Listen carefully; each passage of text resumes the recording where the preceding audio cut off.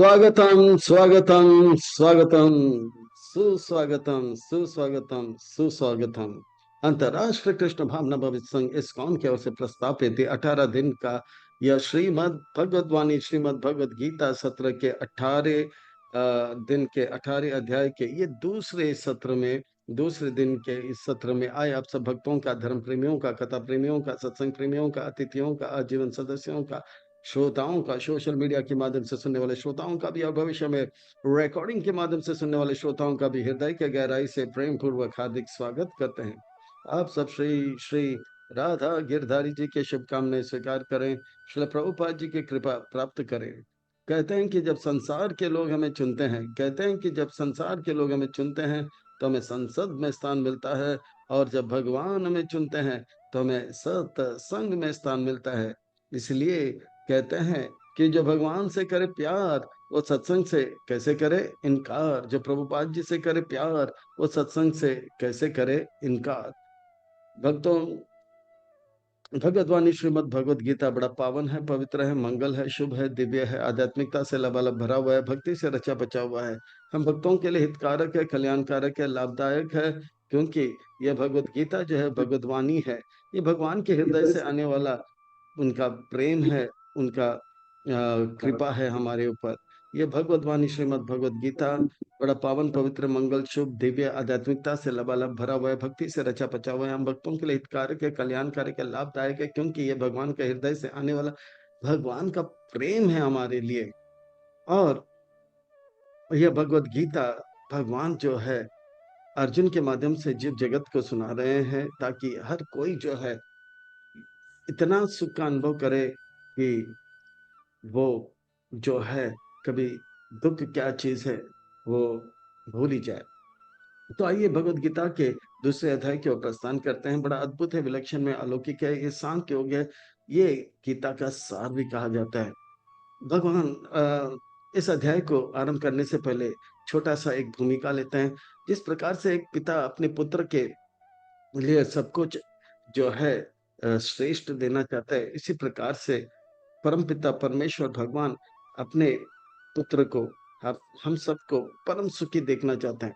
हर पिता का एक योजना होता है कि मेरा बेटा हमेशा खुश रहे, और उसके पिता के उस योजना के अनुसार जब बेटा चलता है तो वो सुख को अनुभव करता है। तो परम पिता परमेश्वर भगवान श्री कृष्ण चाहते हैं कि हर एक जीव जो है परम सुख को प्राप्त करे। उस परम सुख को प्राप्त करने के लिए उसे भगवान ने उनके लिए एक योजना बनाई, उस योजना पे हम चलेंगे। हमारे योजना को भगवान के योजना से जोड़ेंगे तो अपार अनंत सुख हमें तुरंत प्राप्त होता है। इस अध्याय को और अच्छी तरह से आत्म संग्रह करने के लिए और बड़े आसानी से समझने के लिए इस अध्याय को जो है भाग एक, भाग दो, भाग तीन, भाग चार और भाग पांच में विभाजित करते हैं। अर्जुन जो है अभी भी थोड़ा सा विचलित है, क्योंकि वो भगवान के योजना से थोड़ा उनका योजना अलग हो गया है, और वो कृष्ण को गुरु के रूप में स्वीकार करते हैं। और गुरु जो है सबसे पहले बताते हैं कि भगवान का योजना क्या है, भगवान कौन है, पर आप कौन हो, आप जो है भगवान के पुत्र हो। तो इस प्रकार से हमारा पहचान हम भगवान के साथ कराते हुए बात को आगे बढ़ाते हैं। तो आइए इस अध्याय को जो है हम आरंभ करते हैं, प्रारंभ करते हैं, और इस पे गोता लगाते हैं और इसका रसपान करते हैं। भगवान जो है, ये मनुष्य जीवन जो है, वास्तव में ये मनुष्य जीवन जो मिला है ये बहुत ही अद्भुत विलक्षण में है। कहते हैं कि कैमरा कहते हैं कि कैमरा और भगवान, कैमरा और जो है ये जो कैमरा होता है और कैमरा होता है और मनुष्य जीवन, कहते हैं कि वे जब केंद्रित अगर नहीं हो तो कोई काम का नहीं। अंग्रेजी में कहते हैं camera and human life without focus is useless. Camera और मनुष्य जीवन अगर केंद्रित नहीं होगा तो बेकार है। हमें जैसे ये मनुष्य शरीर मिलता है, भगवान हमसे उम्मीद करते हैं कि हम भगवान की योजना को समझे, अगर नहीं समझे तो गुरु धारण करके समझे, और उसे अपने जीवन का जो है लक्ष्य फोकस कर लेना चाहिए। और ये नहीं करेंगे हम भगवान का जो अपार अनंत सुख है धाम में वो नहीं प्राप्त करेंगे, स्वर्ग का सुख भी नहीं, और इस जगत में भी कष्ट का अनुभव करेंगे। संजय वाच। तो संजय अब जो है पहले अध्याय में हमने देखा अर्जुन किस प्रकार से विचलित होता है, किस प्रकार से दुर्योधन परेशान है, किस प्रकार से धृतराष्ट्र परेशान है, और तो और अच्छे लोग अर्जुन भी परेशान है।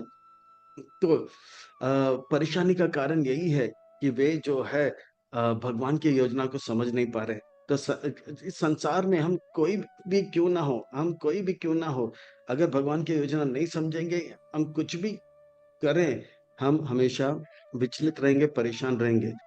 तो संजय वाच तां तथा कृपया आविस्तम् अश्रुपूर्ण अकुलेक्षणम् विषीदन्तम् इदं वाक्यं वाच मधुसूदन। मधुसूदन का अर्थ होता है जो मधु नाम के राक्षस को मार दिया है। ताम तथा कृपया आविस्थम, वो कृपा करके अश्रुपूर्ण अकुलेक्षणम। तो इस प्रकार से अर्जुन को अर्जुन जो है उनके हृदय में दया करुणा छा गया और उनकी आंखों से आंसू आने लगे। 125 साल का ये अर्जुन जो कि युद्ध में कभी हारा नहीं, कभी रोया नहीं, आज सबके सामने रो रहा है। ऐसे हाल बेहाल हो जाता है, वास्तव में सबका हो जाता है। और विचिंतनतम इदम वाक्यम, और इस प्रकार से वो मधुसूदन भगवान जो कि मधु नाम का असुर को मारा, इसी प्रकार से इनके हृदय के अंदर अज्ञान नामी असुर को काटेंगे। श्री भगवान वाच, श्री भगवान वाच यानी कि श्री यानी कि सुंदर, भगवान यानी कि सबसे महत्वपूर्ण व्यक्ति कह रहे हैं, वाचक यानी कि कह रहे हैं। देखिए, अर्जुन के लिए अर्जुन वाचक, धृतराष्ट्र के लिए धृतराष्ट्र वाचक, और संजय के लिए संजय वाचक। जब कृष्ण के लिए आता है, जब कृष्ण का नाम आता है, तो कृष्ण के लिए कृष्ण वाचन है, श्री भगवान वाचक। श्री भगवान वाचक का अर्थ होता है श्री यानी कि सुंदर, भगवान यानी कि जो ज्ञान से पूर्ण है, सौंदर्य से पूर्ण है, वो जो कि बल से पूर्ण है, वो जो कि वैराग्य से पूर्ण है, यश से पूर्ण है। ऐसे जो है ऐसे जो है व्यक्तित्व 6 ऐश्वर्य से पूर्ण है, उसे भगवान कहते हैं। षड्भग इति इंगम कुटस्थु कस्मलम इदम, तो इनसे बढ़कर कोई नहीं, ऐसे व्यक्ति को भगवान कहते हैं। तो कृष्ण को व्यास मुनि श्री भगवान करके संबोधित करते हैं, क्योंकि उनसे बढ़कर कोई नहीं है, वो सबसे महत्वपूर्ण व्यक्ति है। दूसरा जो है हेतु जो व्यास मुनि का है, कृष्ण यानी कि महत्वपूर्ण व्यक्ति कर रहे हैं, यानी कि हमारे लिए कुछ महत्वपूर्ण बातें कर रहे हैं, अर्थात हमें उसे बड़े ध्यान से सुनना चाहिए, एकटक होकर सुनना चाहिए, और इसका उसका पूरा लाभ लेना चाहिए। और हमारे शरीर को कस के, कमर कस के बैठना चाहिए, और चित्त को एकाग्र कर लेना चाहिए। इधर के बातें, इधर उधर के विचार, इधर उधर के कार्यों को त्याग करके एकटक होकर सुनना चाहिए। भगवान कह रहे हैं कुछ महत्वपूर्ण बातें हमारे लिए, कुछ महत्वपूर्ण हमारे हित के लिए, कल्याण के लिए कह रहे हैं। कुटस्थु कस्मलम इदम विसमय समुपास्थितम अनार्यजुस्तम अस्वर्ग्यम अकीर्ति करम अर्जुना। मनुष्य शरीर प्राप्त करके अगर हम भगवान की योजना को नहीं समझेंगे, तो आर्य यानी कि स्वर्ग आध्यात्मिक जगत का जो सुख है वो हमें नहीं मिलेगा, और तो और स्वर्ग का जो सुख है वो भी नहीं मिलेगा, और भौतिक जगत में अकीर्ति मिलेगा। तो कहाँ से ये मनुष्य शरीर मिल गया, तो हमें तुरंत जो है फोकस हो जाना चाहिए, और भगवान की योजना में लग जाना चाहिए। क्लेबिम्मा स्मागमा पात ना एता उपादते शूद्रम हृदय दौर्बल्यम त्यक्त्या उत्तिष्ठ परम तपाम। तो इस अध्याय में पहली बार उत्तिष्ठ कह रहे हैं, और दूसरे अध्याय में दूसरी बार भी कहा जाएगा, फिर चौथे अध्याय में और 11वें में 4 बार भगवत गीता में उत्तिष्ठ कहते हैं। ये मनुष्य शरीर मिला है भगवान की योजना समझने को, और उठकर उस योजना पे लग जाना चाहिए। क्लेबियम्मा, इस प्रकार से नपुंसकता कहाँ से आपके अंदर आ गया है, इसे त्याग दो। ये आपका हृदय की कमजोरी है, हृदय दुर्बल्यम है। इसे त्याग करके हे परम तपा, जो दुश्मनों को तपा तपा के मारते हैं, हाँ उसे परम तपा कहते हैं। आप इसमें लग जाओ, भगवान की योजनाओं को समझ लो, और भगवान की योजना में लग जाओ। अर्जुन कहते हैं नहीं, ये मेरा हृदय के दौर्बल्य नहीं, ये मेरा दया है, करुणा है। श्री अर्जुन वाच कथम पेष्म अहम सांख्ये ध्रुवनम च मधुसूदन ईशुभि प्रतियोत्स्यामि। पूजा अरिसूदन, हे कृष्ण आप अरिसूदन, आप दुश्मनों को मारे हैं। हे कृष्ण आप जो है मधुसूदन हो, मधु नाम के असुर को मारा। ना तो आपने भीष्म अपने पितामह को मारा, ना तो आपने जो अपने गुरुजनों को मारा। हे कृष्ण मेरे मेरे आप क्यों मुझे अपने मेरे जो है दादाजी को, मेरे गुरु को मारने ना। भगवान करे अरे अरे अरे अरे, ये कब से आपके हो गए हैं?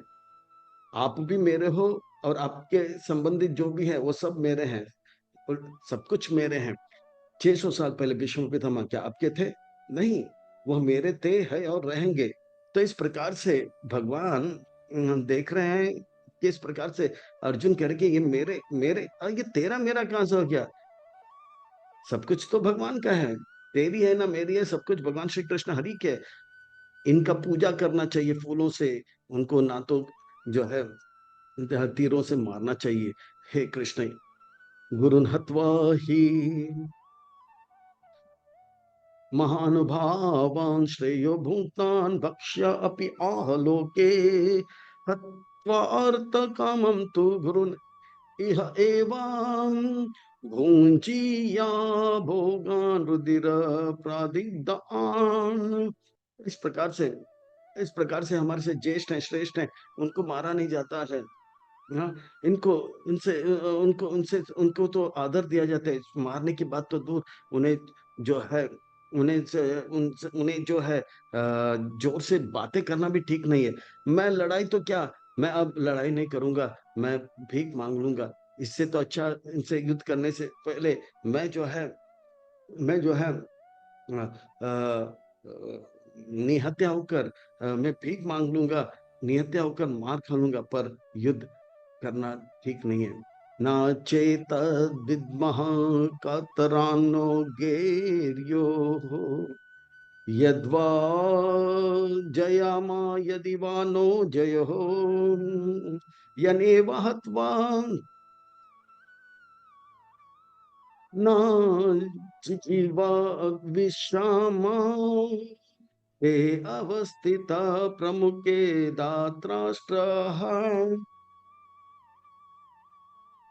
धृतराष्ट्र के पुत्र अब मेरे सामने खड़े हैं। अब मुझे पता नहीं लग रहा है कि मैं उनसे लड़कर जीतूं या उनसे साथ लड़ाई करूं, हारूं, उन्हें जीतने दूं। मुझे कुछ समझ नहीं आ रहा है। अब मैं पूरी तरह से विचलित हो रहा हूँ। अब अर्जुन जो है पूरी तरह से विचलित हो गया है, वो उसे कुछ समझ में नहीं आ रहा है। पर मैं जीऊं या जीतूं, मुझे कुछ समझ नहीं आ रहा है। मुझे क्या होना करना है, कौन जीतेगा? अर्जुन आप जीतोगे क्योंकि आप जो है धार्मिक हो। कृष्ण मुझे कुछ समझ नहीं आ रहा है। तो अर्जुन पूरी तरह से विचलित हो गया। अब जो है पूरे भगवत गीता में जो एक टर्निंग पॉइंट आ रहा है, और ये जो है 7वां श्लोक वास्तव में भगवत गीता का अर्जुन के जीवन का जो टर्निंग पॉइंट है। और हमारे अर्जुन जो है कृष्ण को गुरु के रूप में स्वीकार करता है, भगवान की योजना समझने का प्रयास करता है। हमारे जीवन में भी टर्निंग पॉइंट लाना है तो हमें गुरु धारण करना होगा, और जो है भगवान की योजना को समझना होगा। कार्पण्य दोष उपतः स्वभाव पृच्छामि त्वं धर्म सामूढ़ चेतः यक्षेयस्यान् निशितान् ब्रूहितान् मे शिष्यस्ते हम साधिमानतां प्रपन्नम्। कृपणता का जो दोष है जो मुझे लग गया है, अर्थात मेरे पास इतना तेज बुद्धि है पर इस बुद्धि का मैं कुछ उपयोग नहीं कर रहा हूँ। इस बुद्धि से मैं भगवान आपका योजना को समझने का प्रयास नहीं कर रहा हूँ। और मैं इसलिए पूछ रहा हूँ कि पृच्छामितम धर्म, मुझे करना क्या है? मुझे करना क्या है वो मुझे समझ नहीं आ रहा है। और मेरे लिए श्रेयस्कर क्या है? श्रेयस का अर्थ होता है जो मेरे लिए अच्छा है, प्रेयस का अर्थ होता है जो मुझे अच्छा लगता है।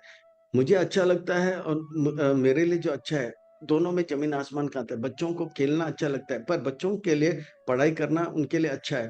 तो पढ़ाई करना श्रेयस्कर है और खेलना प्रेयस है। थोड़ा खेल सकते हैं पर पढ़ाई भी तो करना है। तो इसी प्रकार से मेरे लिए श्रेयस्कर क्या है, मेरे हित के लिए क्या है, मैं किस प्रकार से परम सुख को प्राप्त करूं, बताइए। भगवान कहते हैं मैं क्यों बताऊं? आप तो मेरे मित्र हो, तो मैं आपका शिष्य बनता हूँ, शिष्य से हम साथ में आपका शिष्य बनता हूँ, आप मुझे जो है मार्गदर्शन दीजिए। भगवान कहते हैं मैं क्यों मार्गदर्शन दूं?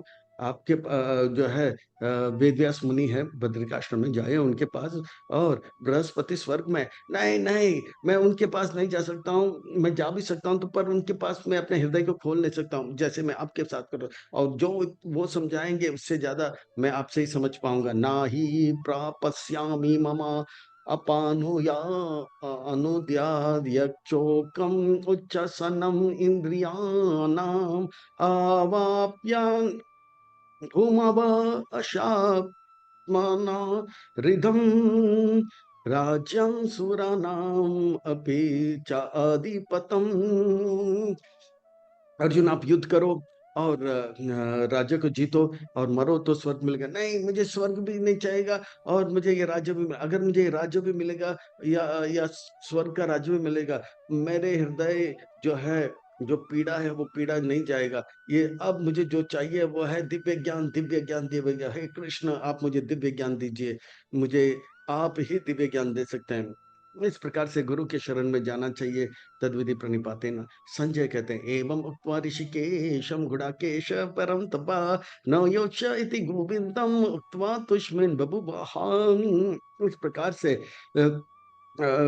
ऋषिकेश भगवान से कहने के बाद अर्जुन गुडाकेश जो है, जो अज्ञान के ऊपर, निद्रा के ऊपर जय प्राप्त करते हैं, गुडाकेश परम तपा जो दुश्मनों को तपा तपा के मार रहे हैं, वो कहते हैं ना योत्सय इति गोविंदम, मैं जो है अब युद्ध नहीं कर पाऊंगा, मैं जो है आपका आज्ञा का पालन कर नहीं पा रहा हूँ। उक्त्वा तुष्मिन बभुवः। और इस प्रकार से वो जो है बोलते हुए वहीं पे वहीं पे वो रुक गया। तो इस प्रकार से जो है ये संसार जो है इस प्रकार से बना है, बड़े से बड़े अच्छे से अच्छे लोग भी पूरी तरह से निरुत्साहित हो सकते हैं, मोहग्रस्त हो सकते हैं और पूरी तरह से हताश हो सकते हैं। इसलिए गुरु की आवश्यकता है जो हमारे अंदर जो है लक्ष्य और उसके अंदर जोश और होश और उत्साह भर सकते हैं। तां वाच ऋषिकेश प्रहसन इह भारतसेनयोरुभयोर्मध्ये विषीदन्तम् इदं वाचः। और इस प्रकार से सुनकर जो है इस प्रकार से जो है इस प्रकार से जो है सुनकर इस प्रकार से जब ये बातें सुने, इस प्रकार से भगवान ऋषिकेश ने कहा, वो मुस्कुराने लगे। वो मुस्कुराने लगे, भगवान तो मुस्कुराते रहते हैं। तो ये लक्षण जो है जिस जहाँ पर भगवान मुस्कुरा रहे हैं, ये यहाँ पे भगवान मुस्कुरा रहे हैं और अर्जुन जो है गंभीर है, ये बहुत ही सार्थक है। क्योंकि जो ज्ञानी है वो हमेशा मुस्कुराते रहते हैं और जो अज्ञानी है वो हमेशा रोते रहते हैं। तो भगवान ज्ञान है, और जो ज्ञानी होते हैं वो भी जानते हैं भगवान परम नियंता है, एक पत्ता भी भगवान के आज्ञा के बगैर हिलता नहीं, और भगवान जो भी करते हैं हम सबके हित के लिए करते हैं, इसलिए वो मुस्कुराते रहते हैं। और अज्ञानी है वो रोता रहता है, ये क्या हुआ, कब हुआ, कैसे हुआ, क्यों हुआ। तो इस प्रकार से अर्जुन को जो है ज्ञान दे रहे हैं। अर्जुन रो रहे हैं और भगवान जो है मुस्कुराए। वास्तव में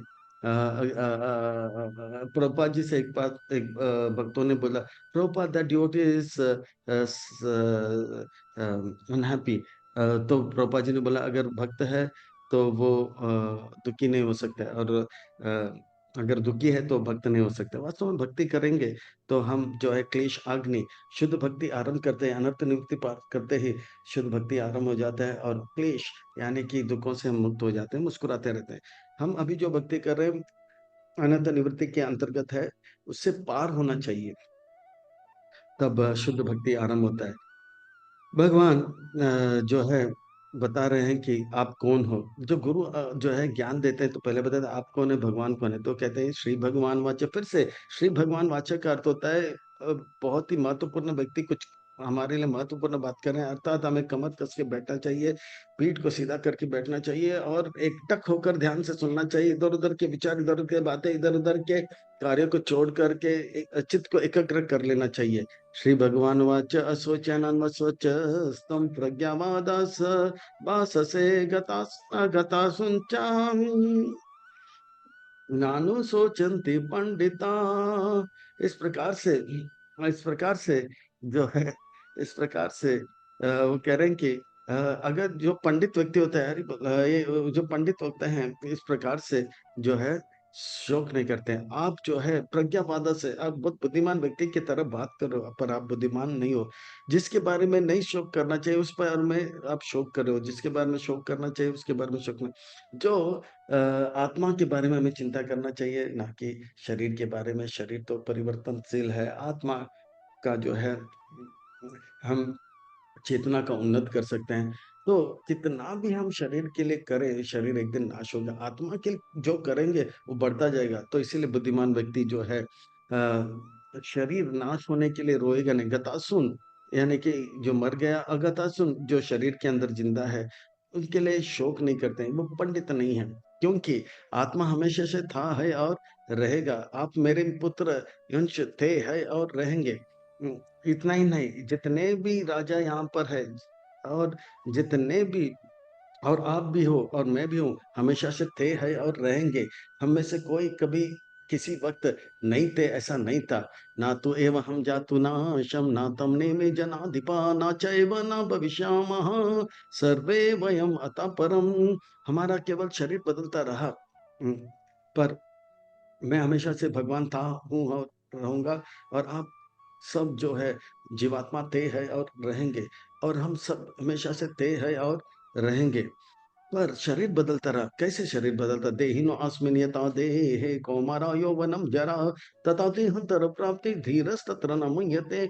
जिस प्रकार से, जिस जगह से एक बच्चा जन्म लेता है, फिर बचपना होता है, फिर यौवन में आता है, फिर मध्य स्तर पर आता है, फिर बुढ़ापा आता है, फिर उसके बाद जो है मृत्यु हो जाता है। फिर एक नया शरीर उसको मालूम होता है। पुराना शरीर, बचपन का शरीर जाता है तो यौवन का शरीर रहता है। यौवन का शरीर जाता है तो मध्य स्तर का, मध्य स्तर का जाता है तो बुढ़ापा का शरीर रहता है। बुढ़ापा का शरीर जाता है तो फिर से एक नया शरीर आता है। तो ये श्रृंखला चलता रहता है।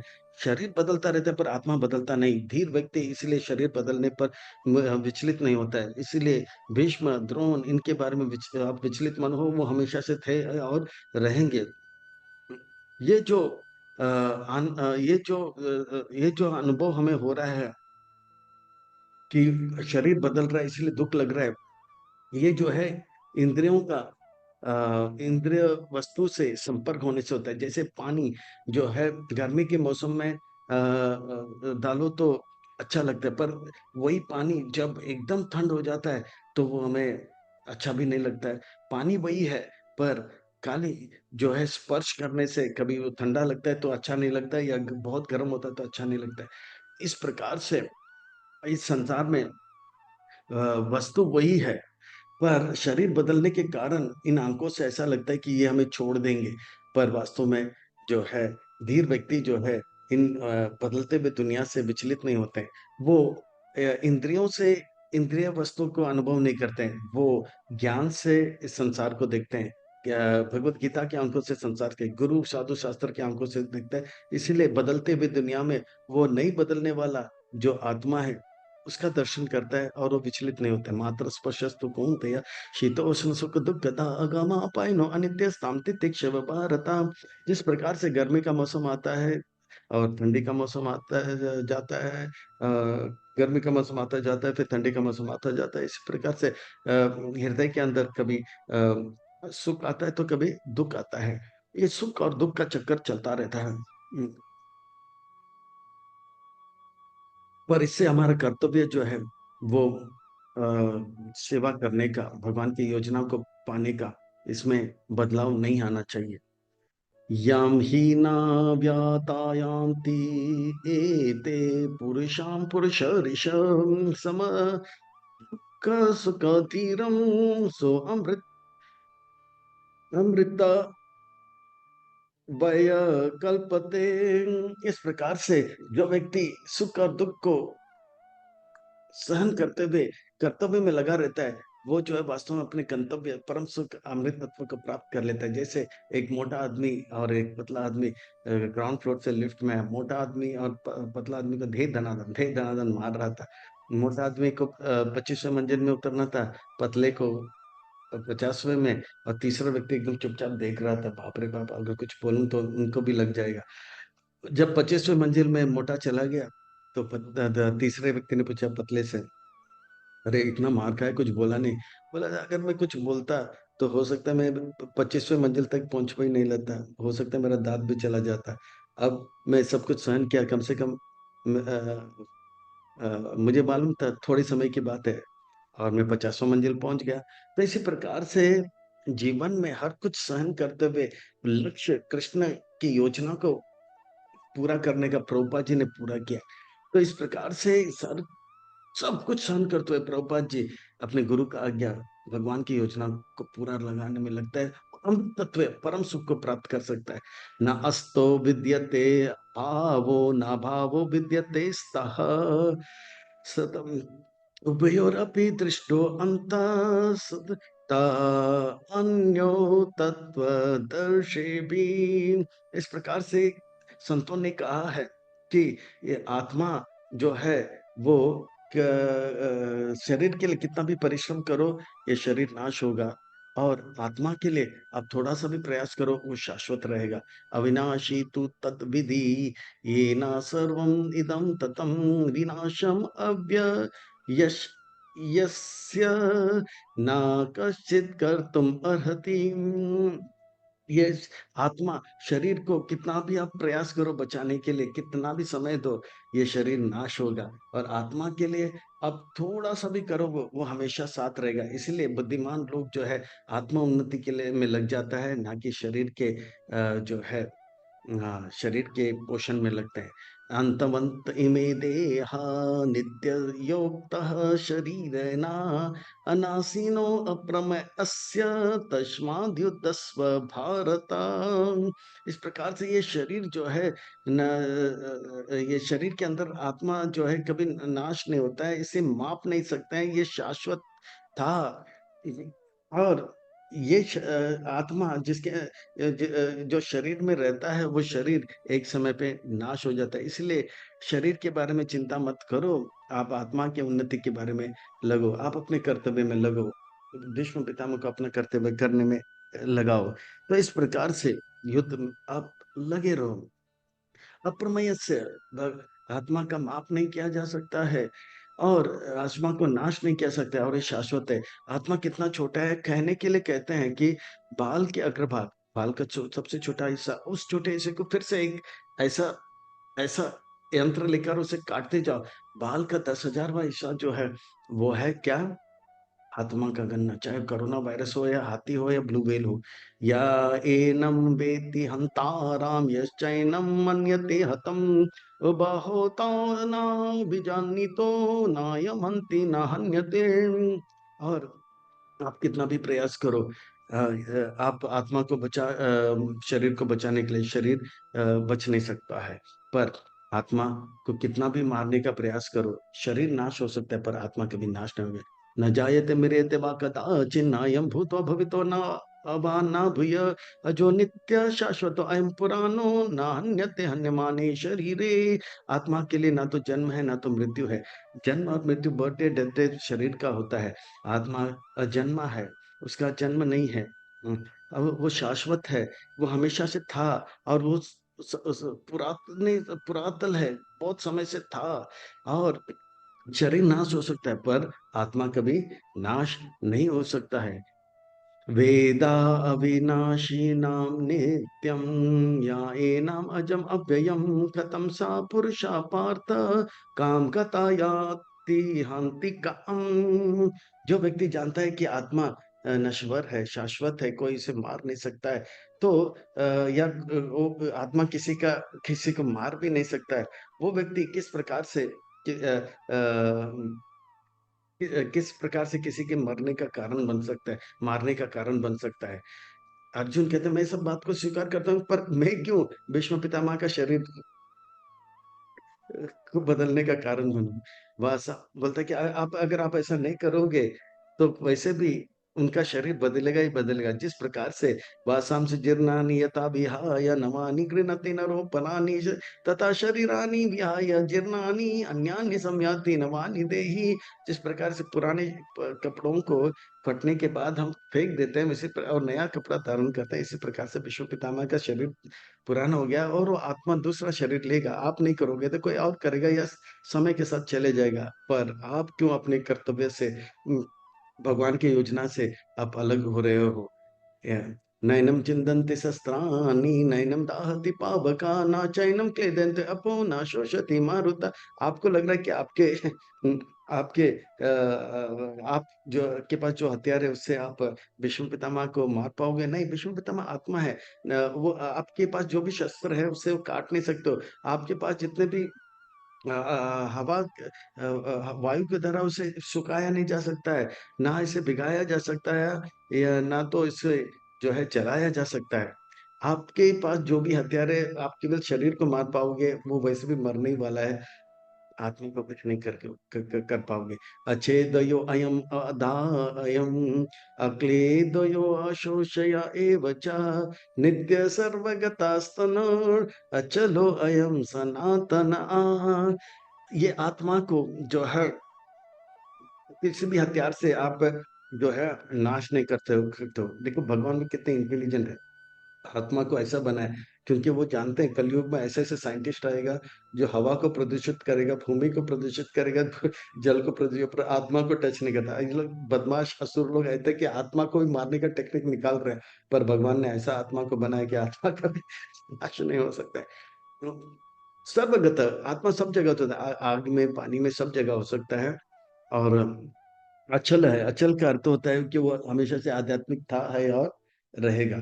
तो इस प्रकार से जो है बड़ा सुंदर वर्णन आ रहा है। इतना आत्मा के बारे में और कहीं पे वर्णन आपको कहीं नहीं मिलेगा।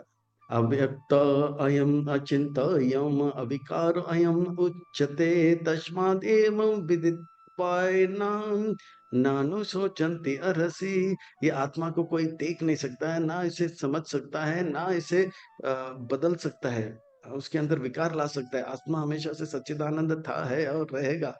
और तस्मात इसलिए ये सब जानते हुए शरीर के लिए शोक मत करो। शरीर नाश होगा, आत्मा उन्नति के लिए पूरा बल लगाओ, कार्य लगाओ। और इस प्रकार से आप इसमें लगे रहोगे तो आपका और भीष्म पितामह और सबका हित होगा। अतः चैनम नित्य जातम नित्यम वामन या से अमृतम तथापि तम महाबाहु नैनम सोचति अर्हसि।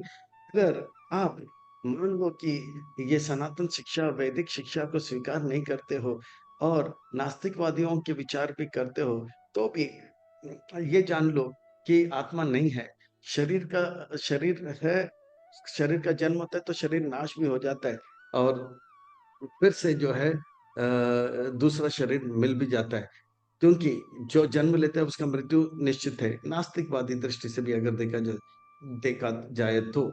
जात से ही ध्रुव मृत्यु ध्रुवम जन्म मृत्युश्च तस्मात् अपरिहार्यते ना तुम सोचती अरसी। भीष्म पितामह का जन्म हुआ, उसका मृत्यु होगा, तो आप क्यों अपने कर्तव्य से वंचित हो रहे हो। इस प्रकार से अव्यक्त आदा अव्यक्त अव्यक्ता तीनि भूतानि व्यक्ता मद्यानि भारत अव्यक्ता निधनानि एव तत्र परिदेवानाम्। इस प्रकार से ये जो है, ये आत्मा जो है वो बदलता नहीं है, शरीर बदलता रहता है। इसीलिए आप जो है आत्मा के उन्नति के लिए पूरा प्रयास करो, आत्मा उन्नति के लिए, और शरीर को पोषण में ज्यादा चिंता मत करो। ये आत्मा जो है बड़ा अद्भुत चीज है, विलक्षण में अलौकिक चीज है, बड़ा आश्चर्य की बात है। आश्चर्यवत पश्यति कश्चिद एनाम आश्चर्यवत वदति ततएव चैन आचार्यवत् चैन अन्य शृणोति श्रुतापि एना वेदेना चैव कश्चित्। ये कुछ लोग आत्मा के बारे में जो है बड़े आश्चर्य के साथ जो है आत्मा को देखते हैं। आत्मा कोरोना वायरस में भी, हाथी में भी। कुछ लोग आत्मा के बारे में आश्चर्य के साथ बोलते हैं, अरे वही कोरोना वायरस एक दिन हाथी बन गया, हाथी का शरीर लिया। और कुछ लोग आश्चर्य आश्चर्य आत्मा के बारे में आश्चर्य होकर सुनते हैं, अरे वो कोरोना वायरस मनुष्य बन गया है। के शरीर छोड़ के मनुष्य शरीर ले ले। श्रुतापि ना एनम वेद कश्चित। तो ये सब जानते हुए भी सब लोग आश्चर्यचकित रहते हैं। तो इस प्रकार से जो है ये आत्मा बड़ा अद्भुत, विलक्षण में अलौकिक है, आश्चर्य की बात है। अब अर्जुन, ये बात है कि ये शरीर नाशवान है, आत्मा जो है अमर है। इसलिए आप जो है अपने कर्तव्य पालन में लगे जाओ। देहि नित्यम अवद अयम, देहे सर्वस्य भारत तस्मात् सर्वाणि भूतानि नातुम सोचति अर्हसि। ये आत्मा का कभी नाश नहीं होगा, शरीर को आप कभी बचा नहीं पाओगे। इसलिए आप कर्तव्य का पालन में लग जाओ, भगवान की योजना को समझो, इस योजना में लग जाओ। अब आप मेरे पुत्र हो, मैं चाहता हूं कि आप मेरे अच्छे पुत्र बनो। देखिए, पिता के 3 प्रकार के पुत्र होते हैं, एक नालायक, एक थोड़ा बहुत तेज और एक लायक। और नालायक पुत्र की पिटाई होता है टप टप। और दूसरे जो है छोटा, जो जो थोड़ा बहुत ठीक है, उनको थोड़ा बहुत सुख देते हैं। फिर जो बहुत ही लायक होता है, उनको सब कुछ दे देते हैं। इसी प्रकार से संसार में 3 प्रकार के हर जीव 3 प्रकार के परिस्थिति अनुभव करता है। कोई सुख दुख का अनुभव करता है, कोई दुख सुख का अनुभव करता है, कोई आनंद का अनुभव करता है। प्राय संसार में हर कोई जो है 3 प्रकार का कार्य करता है। पाप जिसका परिणाम दुख होता है, पुण्य इसका परिणाम सुख होता है, और सेवा भक्ति जिसका परिणाम आनंद होता है, अपार आनंद सुख होता है। तो ज्यादा करके सब लोग सुख दुख में लगे रहते हैं, पाप करते हैं, दुखी रहते हैं। पर भगवान कहते हैं आप पाप और सुख, थोड़ा बहुत सुख क्यों लेते हो? अब लेना है तो पूरा सुख ले लो, मेरा आज्ञा का पालन करो। मैंने ऐसा योजना बनाया, मैं योजना इसलिए बनाता हूँ, मेरे योजना में चलोगे तो आप परम सुख को प्राप्त हो, इस योजना में चलो ना। तो यही है। प्राय संसार में 3 प्रकार के लोग हैं, अधार्मिक, धार्मिक और आध्यात्मिक। हम लोग जो है संसार में धार्मिक और अधार्मिक लोगों को देखते हैं, सुख दुख का अनुभव करते हैं। आध्यात्मिकवादी जो होते हैं अपार आनंद सुख का अनुभव करते हैं। भगवान पहले बताते हैं, थोड़ा सा अगर आप धार्मिक रहोगे तो थोड़ा सुख मिलेगा, पर पूरा सुख नहीं मिलेगा। तो सुन लो, आपको थोड़ा सुख चाहिए कि बहुत सुख चाहिए? तो बोलते हैं स्वधर्मम अपि चायव शया न विकम्पितुम अर्हसि धर्म्याद्धि युद्धक्षयो अन्यान् क्षत्रियस्य न विद्यते। अब क्षत्रिय, आपका कर्तव्य है कि युद्ध करना, और आप युद्ध करोगे तो आपको स्वर्ग, जीतोगे तो राज्य मिलेगा, और हारोगे तो स्वर्ग मिलेगा। इतना है ना? तो ये थोड़ा सुख मिलेगा, पर अपार सुख मिलेगा, उसके बारे में बाद में चर्चा करेंगे। यदृच्छा या चोपा नानुं स्वर्गदारम् अपावृतं सुखानि क्षत्रिय पार्थ लभयन्ते युद्ध ईदृश। और वो मर जाएगा तो उनको स्वर्ग में प्राप्ति होगा, और स्वर्ग में थोड़ा सुख का अनुभव करेगा, है ना? पर अगर आप धर्म के मार्ग में नहीं, अधर्म के मार्ग में जाओगे, स्वर्ग का सुख, इस संसार का सुख भी नहीं, बहुत कष्ट मिलेगा।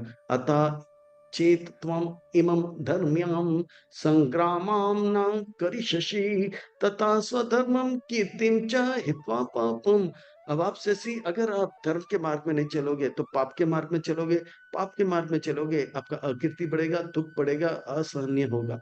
अकीर्ति चापि भूतानि कथयिष यान्ति ते अव्ययम् संभवान् वित्तस्य अकीर्तिर्मरणात् अतिरिच्यते। और एक क्षत्रिय के लिए अकीर्ति जो है, अपमान जो है, मृत्यु से भी जो है भयावह होता है। इसलिए आप जो है पाप के मार्ग में मत चलो, आप जो है सुख के मार्ग में चलो, कम से कम धर्म के मार्ग में चलो। भयाबाद्रनाद उपहरातं मां स्यान्ते त्वं महारथः येषां तं बहुमतो भूत्वा यशासि लगावम्। इस प्रकार से अगर आप रणभूमि को छोड़कर जाओगे, हे अर्जुन, आप जो है आप जो है अपार आनंद सुख भी प्राप्त नहीं करोगे, आप जो है स्वर्ग का सुख भी प्राप्त नहीं करोगे, और बहुत अकीर्ति का अनुभव करोगे, दुख का अनुभव करोगे, असहनीय होगा। अधर्म से पाप होगा, पाप से असहनीय दुख प्राप्त होगा। धर्म का पालन करोगे, कम से कम थोड़ा सुख मिलेगा। पर हमें थोड़ा सुख नहीं, अपार सुख चाहिए। हमें धार्मिक नहीं, आध्यात्मिक बनना है। अगर बेटा बनो तो अच्छा बेटा बनो, कथाकथित बेटा मत बनो। अ, अवाक्च्यावदं च भो भो भो बाहुन् वदस्यान्ति तथा हितः निन्दन्तस्तौ समार्तायं ततो दुःखतरं न किं। जब आपके दुश्मन आपके दुश्मन जो है आपका अपमान करेंगे वो इतना दुखदाई होगा। मृत्यु असहनीय होगा कि आप सोचोगे कि अब मैं मृत्यु को ही प्राप्त कर लूं। इसीलिए आप जो है युद्ध करो। युद्ध करोगे तो मरोगे तो स्वर्ग का सुख, जीतोगे तो ये भूमि में राज्य का सुख प्राप्त होगा। हतो वा प्राप्स्यसि स्वर्गम जीत्वा वा भुङ्क्षसे महिम तस्मात् उत्तिष्ठ कौन्तेय युद्धय कृता निश्चय। अब दूसरी बार उत्तिष्ठ कहा गया। उत्तिष्ठ ये दो बार दूसरे अध्याय में, फिर चौथे अध्याय में, फिर 11वें अध्याय में। अब आप धर्म के मार्ग में चलो, कम से कम थोड़ा बहुत तो सुख मिलेगा। पर हे कौन्तेय, ये थोड़ा सुख से क्या होगा? हमें धार्मिक नहीं आध्यात्मिक बनना है। आध्यात्मिक कार्य में लगोगे, अपार सुख मिलेगा। अगर बेटा बनना ही है तो अच्छा बेटा बनाओ जीसस क्राइस्ट जैसे, और खूब सुख का अनुभव करो। आप थोड़ा बहुत सुख क्यों अनुभव कर रहे हैं? अंबानी संबानी अडानी जैसे, हाँ, बिडन या बिल गेट्स जैसे। अरे सुख प्राप्त करना है तो अपार सुख को प्राप्त करो। निष्काम कर्म योग के मार्ग में चलो, बुद्धि योग के मार्ग में चलो, आध्यात्मिक मार्ग में चलो। यानी कि 3 प्रकार के बच्चे होते हैं। एक नालायक जिसका पिटाई होता है, पिटाई भी उनके लिए होता है, और जो थोड़े बहुत अच्छे हैं, थोड़ा बहुत टॉफ़ी खाते हैं, पर जो अच्छे होते हैं उनको बहुत कुछ पिताजी देते हैं। इसी प्रकार से बेटा ही बन रहे हूँ मेरा, तो अच्छा बेटा क्यों नहीं बनते हो? खूब सुख क्यों नहीं प्राप्त करते हो? मेरी योजना में चलो, मैं अगर आप मेरे बताए हुए मार्ग में चलोगे, मैं अपार अनंत सुख दूँगा। क्यों नहीं ल चलते हो? सुख दुख के परे है वो। सुख दुख के समय कृतवाला बालापो जय जयो तथा युद्धय युजस्वा नैव पापम अवाप्स्यसि। आप अपने बुद्धि को इस्तेमाल करो, एक अच्छा पुत्र बनो, और मेरे योजना को समझो, और मेरे योजना में समझोगे, सुख और दुख के परे चले जाओगे। जय पराजय के परे चला जाए, हर समय, हर स्थान, हर परिस्थिति में अपार सुख को प्राप्त करोगे, पाप आपको नहीं लगेगा। एक सुंदर सा उदाहरण देते हैं। एक मंत्री था, वो हमेशा एक ही बात कहता था, जो भी भगवान करते हैं हम सबके अच्छे के लिए करते हैं। एक बार राजा का उँगली कट गया तो वो बोला जो भी हुआ अच्छे के लिए। बोला मुझे मालिक मेरा उँगली कट गया, मेरा जो भी हुआ अच्छा के लिए हुआ। डालो इसको जेल में। अभी क्या बोलते हैं? बोले जेल में गया तो बोला जो भी होता है अच्छे के लिए होता है। अच्छा जेल में रहो, बहुत अच्छा हो गया। फिर वो अगले दिन जाता है शिकार करने के लिए। शिकार करते-करते गुस्से में था तो बहुत आगे निकल गया, सेना पीछे रह गया। अमावस का रात था, जंगली लोगों ने पकड़ा उसे, बोला कि आज दुर्गा देवी को यही मोटा ताजा को दे ही दे से खुश हो जाएगा। पुजारी ने 12 बजे रात को उसका स्नान कराया। बोला अरे इसका तो उँगली कटा हुआ है, ये तो अपराध होगा। देवी इसे स्वीकार नहीं करेगा, इसे भगाओ, किसी और को लाओ मोटा ताजा को। वो भागा-भागा और सीधा बोला दरवाजा खोला, किसका? कारागर का। मंत्री को रिहा कर दिया, जो भी होता है अच्छे के लिए। अगर अगर मेरा उँगली नहीं कटा तो मेरा सर कट जाता है। पर आप जो है जेल में हैं, इसमें अच्छा क्या है? बोला कि यार मैं आपका वफ़ादार नौकर हूँ, मंत्री हूँ, आपके पीछे-पीछे रहता है। आपको छोड़ देता है तो वो पुजारी बोलता है नेक्स्ट तो मेरा होता है। अगर मैं कारागार में नहीं होता, तो ये संसार में ना होता। मैं कारागार में हूँ इसलिए संसार में हूँ। जो भी होता है राजा ने बोला भगवान हमारे अच्छे के लिए करता है। वास्तव में इस प्रकार से जो पुत्र होते हैं, जो भगवान की योजना को समझ लेते हैं, हर परिस्थिति, हर स्थान में खुश रहते हैं। राजा ने उनको बहुत पुरस्कार किया तो भी वो हरे कृष्णा कर रहा था। राजा ने उनको थोड़े स 2 दिन पहले गाली दिया तो भी हरे कृष्णा कर रहा था। जय विजय हार जीत, सुख का अर्थ होता है थोड़ा-सा संपत्ति, दुःख का अर्थ होता है विपत्ति। पर इससे उनको कोई परेशानी नहीं होता है। वो हर समय, हर परिस्थिति में जानते हैं भगवान जो भी करते हैं, ये विधि राखे राम ते विधि। तो एषा ते अभिहिता साङ्ख्ये बुद्धिर्योगे तम् इमं शृणु बुद्धया युक्तो यया पार्थ कर्मबन्धं प्रहास्यसि। इस प्रकार से मैंने जो भी ज्ञान दिया है, इसे आप अच्छी तरह से समझो, और ये ज्ञान जो है आपको कर्म बंधन से निकाल देगा, कर्म बंधन के जो चक्कर से निकाल देगा। और इस आध्यात्मिक मार्ग में थोड़ा-सा भी आप आगे बढ़ोगे, आप जो वो जो है थोड़ा-सा भी आप आध्यात्मिक कार्य करोगे वो आपके साथ, आत्मा के साथ हमेशा रहेगा। न हे अभ्रिकमो नाशो अस्ति प्रत्वायो न विद्यते स्वल्पमपि यस्य धर्मस्य त्रायतो महातो भयात्। हम पीएचडी कर देते हैं पर वो व्यक्ति मर जाता है, फिर से जन्म लेता है तो एबीसीडी सीखना पड़ता है। धीरू भाई अंबानी इतना कमाया, मर गया, अभी जहाँ पे भी जन्म लेगा तो वो एक पैसा उसके पास नहीं रहेगा। खाली हाथ आया और खाली हाथ गया। पर अगर हम भगवान का भक्ति करेंगे थोड़ा, तो वो हमेशा से रहेगा।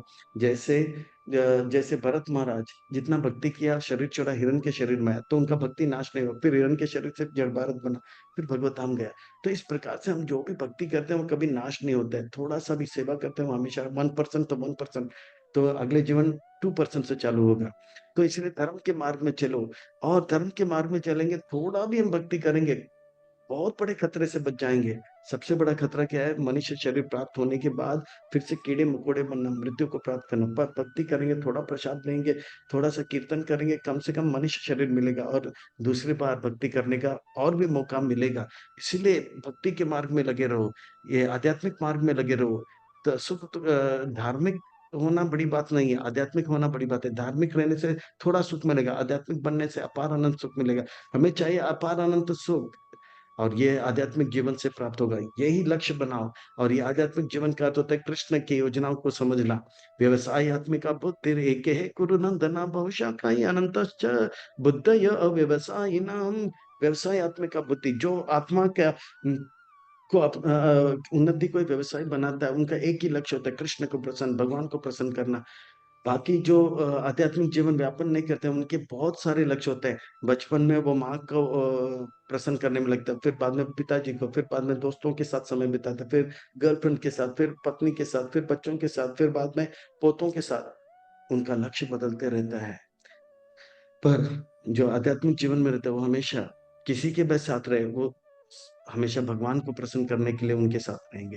याम इमाम पुष्पिताम वाचम प्रवतांति अभिपाश्चितः वेदरता पार्थ नान्यद अस्तिति वादिना कामात्मान सर्वपारा जन्म कर्म फला प्रदाम क्रिया विशेष बहुलाम भोगैश्वर्य गतिम प्रति। ऐसे मेरे जो भक्त होते हैं जिनका लक्ष्य होता है कृष्ण को प्रसन्न करना, तुकाराम जैसे, प्रभुपाद जी जैसे, वो कभी विचलित नहीं होते हैं। वो धर्म के कार्य में नहीं लगते हैं, वो कर्म कांड में नहीं लगते। स्वर्ग में जाना या तगड़ा होना, सुंदर होना, पैसा कमाना उसका लक्ष्य नहीं होता। उनका लक्ष्य एक ही होता है। वो उस वेद के इन बातों को स्वीकार नहीं करते हैं कि ये पूजा करो तो आप अमीर बनोगे, वो पूजा करोगे तो सुंदर पत्नी मिलेगा, ये पूजा करोगे तो बच्चे अच्छे होंगे। नहीं, इन मीठे मीठे बातों में फंसता नहीं, क्योंकि वो जानते हैं धार्मिक कार्य से थोड़ा समय के लिए सुख मिलेगा और बहुत समय दुख मिलेगा। वो पूरी तरह से पाप तो नहीं करेगा, धर्म के कार्य में मिलेगा, केवल आध्यात्मिक कार्य, व्यवसाय आत्मिक का बुद्धि एक है। वो इस संसार में किसी भी प्रकार की चीजों को भोग करना नहीं चाहेगा, क्योंकि उनको मालूम है भोग करने का अधिकार केवल भगवान को है, मुझे केवल कर्म करने का अधिकार है। क्योंकि जो भोग करते हैं रावण जैसे, वो बहुत कष्ट पाते हैं। भोगेश्वर प्रसक्ता नाम त्यापरति चेतसाम व्यवसाय में आत्मिका बुद्धि एक समदो न विद्यते। जो लोग रावण जैसे, हिरण्यकशिपु जैसे होते हैं, बहुत भोग करते हैं, पार्टी ये वो करते हैं, उनका मन जो है चित्त जो है निकल जाता है। वो समझते नहीं कि भगवान को प्रसन्न करना जीवन का लक्ष्य है। वो समझते नहीं कि हम आत्मा है, केवल सोचते हैं, इंद्र तृप्ति में लग जाते हैं। समुदो न विद्यते, वो पूरी तरह से जो है संसार के सुख में प्राप्त करने के लिए मेहनत करने में लग जाता है। इसीलिए जो बुद्धिमान व्यक्ति होते हैं, आध्यात्मिक जीवन में अग्रसर होना चाहते हैं, वो इन चीजों से के प्रति कभी जो है आकर्षित नहीं होते। चाहे वेदों में इन बातें लगे लिखे हो, इन वेदों की बातों को भी स्वीकार नहीं करते हैं। त्रैगुण्य विषय वेद निस्त्रैगुण्य भव अर्जुन निर्द्वंद नित्य सत्वस्तो निर्योग क्षेम आत्मवान। वो आत्मवान बन जाते हैं। वो जानते हैं कि वेदों में इन बातें लिखे हैं कि कैसे अमीर होना, कैसे स्वर्ग जाना, अप्सराओं के साथ कैसे समय बिताना। पर ये बातें जो है 80% वेदों में लिखा गया है, पर इन बातों को से वो विचलित होता है क्योंकि वो व्यवसाय आत्मा का पति है, क्योंकि वो जानता है मुझे मैं भगवान का बेटा हूँ, पर मैं नालायक बेटा नहीं बनूँगा। मैं बनूँगा तो एकदम लायक बेटा बनूँगा, भगवान की योजना को पूरा करने, वो उनका लक्ष्य रहता है। इसीलिए वेदों के इन छोटे-मोटे बातों में नहीं रहते, बेटा स्कूल जाओ ना टॉफ़ी मिलेगा, नहीं, वो अच्छा बेटा बनेगा, स्कूल जाएगा, अपना इच्छा से पढ़ाई भी करेगा, वापस भी आएगा, टॉफ़ी खाने के लिए नहीं जाएगा, पढ़ाई करने के लिए जाएगा। तो इस प्रकार से वो जिएगा भगवान की योजना को पूरा करने के लिए, ना कि अप्सराओं के साथ डांस करने के लिए। यावन् अर्धा उदापाने सर्वथा संप्लुतोदके तावान् सर्वेषु वेदेषु ब्राह्मणस्य विजानतः। इस प्रकार से जो भगवान का भक्ति करता है अपने आप जो स्वर्ग का सुख है, फिर अप्सराओं का सुख है, इस संसार का जो सुख है अपने आप उसको मिल जाता है। जैसे जो है कोई सुपरमार्केट में जाता है तो मेडिकल भी हो जाता है, उनका ग्रोसरी भी हो जाता है, वेजिटेबल भी हो जाता है, फ्रूट भी हो जाता है, कारपेंटरी भी हो जाता है, कपड़े भी हो जाते हैं। पर अगर सुपर मॉल में नहीं जाओ तो छोटे-छोटे दुकान में अलग-अलग जगह पे जाना पड़ता है। इस वजह भगवान का भक्ति करो तो सब कुछ मिल जाता है। इसीलिए पुराने ज़माने में एक बहुत बड़ा तालाब होता है, उसमें सब कार्य हो जाते हैं। पर जहाँ पे तालाब नहीं होते, छोटे-छोटे कुएँ होते हैं, यहाँ पे बर्तन धोना, वहाँ पे स्नान करना, यहाँ पे मुँह धोना, वहाँ पे पीने का पानी, ऐसे-ऐसे अलग होते हैं, डिपार्टमेंट्स होते हैं। पर भगवान का भक्ति करेंगे, हर प्रकार का सुख हमें प्राप्त हो जाएगा। तो इस प्रकार से जो है अ इस प्रकार से जो है भक्त जानता है कि मुझे केवल एक ही काम करना है, भोग करना मेरा काम नहीं है, मेरा काम है सेवा करना, कर्म करना, भगवान को प्रसन्न करना। कर्माण्येवाधिकारस्ते मा फलेषु कदाचन मा कर्मफल हेतुर्भुर् मा ते संगस्ते कर्मणानि। वो जानता है कि मैं जो है कर्म कर सकता हूँ, भगवान को प्रसन्न करने का कर्म ही कर सकता हूँ, ये इसी के ऊपर अधिकार है। कर्म का फल भगवान कहते हैं चिंता मत करो, क्योंकि आप छोटे-मोटे व्यक्ति का सेवा नहीं कर रहे हो, आप मेरा सेवा कर रहे हो, है ना? भगवान का सेवा कर रहे हो। छोटा व्यक्ति का सेवा करेंगे तो हमें 1 करोड़पति का सेवा करें तो लाख रुपया मिलेगा। अरबों-पति का सेवा करेंगे तो 10 लाख रुपया मिलेगा। पर भगवान करोड़पति, अरबों-पति नहीं, वो लक्ष्मीपति है। उनका सेवा करेंगे तो कितना मिलेगा, हम सोच नहीं सकते हैं। इसलिए भगवान कहते हैं सोचो मत, आप अनु हो, छोटे हो, आपका बुद्धि भी अनु है। आप वन रूम किचन ही के बारे में ही सोचोगे नारियल तोड़ने के बाद। मैं जैसे ही नारियल तोड़ेगा आप बोलेंगे आप मेरा सेवा किया, मैं गोलोक वृंदावन में आपके लिए एक बंगला बना रहा हूँ, आपको लगे मीरा रोड में एक वन रूम किचन दे, इसीलिए आप सोचो मत। इसलिए माँ फलेषु कदाचन, पर कर्म माँ कर्म फल हेतु पूर, आप जो है कर्म करते जाओ, कर्म का फल का चिंता मत करो। और ये भी मत सोचो कि अगर कर्म का फल के बारे में चिंता नहीं करूँ, तो मैं कर्म ही नहीं करूँगा, ऐसा भी मत करो। और कर्म का फल आपके कारण ही प्राप्त हुआ, ऐसा विचार भी मत करो। क्योंकि कर्म का फल नहीं मिलेगा, इसलिए मैं कर्म नहीं करूँगा, ये भी विचार मत रखो। और कर्म किए बगैर भी मत रहो, अर्थात कर्म करो भगवान को प्रसन्न करने के लिए। कर्माण्येव अधिकारस्ते मा फलेषु कदाचन। ये जो है भगवान को प्रसन्न करने का कार्य है, इसमें लग जाओ। योगस्थ कुरु कर्माणि संगम त्यक्ता धनंजय सिद्धि असिद्धयो समभूत्वा समात्वाम योग उच्यते। और इस प्रकार से अगर आप भगवान को प्रसन्न करने के लिए एक लायक पुत्र बनोगे तो आप जो है परम गंतव्य को प्राप्त करोगे। और जो है और अब आप जो है अ, मुझसे जुड़ जाओगे। भगवान के साथ जुड़ने को योग कहते हैं। और योग जो है भगवान के साथ जुड़ना, यही जीवन का भगवान की योजना को समझ जाओगे और भगवान के योग योजना को पूरा करने में लगना, यही योग है। और योग करेंगे जीवन सिद्ध हो जाएगा। और इस प्रकार से भगवान की योजनाओं को अपना जीवन का लक्ष्य बनाना चाहिए और लायक पुत्र बनना चाहिए और नालायक बनने से दूर रहना चाहिए। दूरे नाही आवरण कर्म बुद्धि योग धनंजय बुद्ध शरणम अनभिक्षा कृपाना फल हेतवाम। इस प्रकार से अ, जो कार्य भगवान को प्रसन्न नहीं करता है उससे दूर रहना चाहिए और कर्म के फल भोगने के चक्कर में नहीं रहना चाहिए। भगवान देंगे और जितना हमें चाहिए उससे ज्यादा देंगे। जितना हम हमारे हमारी भाग्य में लिखा है, किस्मत में लिखा है, नसीब में लिखा है, उससे ज्यादा देंगे। इसलिए सेवा करो और निश्चिंत रहो। बुद्धि योग जाहातीतः उबे सुकृत दुष्कृते तस्माद् योगाय युज्यस्व योगः कर्मशु कौशल योग कर्मशु कौशल। इसलिए आप एक अच्छा योगी बनो, योग के मार्ग में आप कुशल बनो, भगवान की योजना को अपने योजना बना में आप जो है कुशल बन जाओ। ये करोगे, छोटे मोटे सुख और दुख से आपको कोई जो है आप विचलित नहीं होगे। हर समय, हर स्थान, हर परिस्थिति में आप प्रसन्न रहोगे।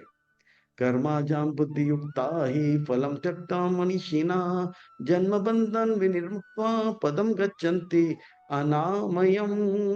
इस प्रकार से आप जो है कर इस बुद्धि योग आध्यात्मिक योग में लग जाओगे, कर्म बंधन से मुक्त हो जाओगे और इस प्रकार से आप जो है कर्म के फल के बंधन से मुक्त हो जाओगे, जन्म मृत्यु के चक्कर से मुक्त हो जाओगे और अनामयम अर्थात आप हर प्रकार के दुख से मुक्त हो जाओगे। केवल भगवान की योजना को समझना है।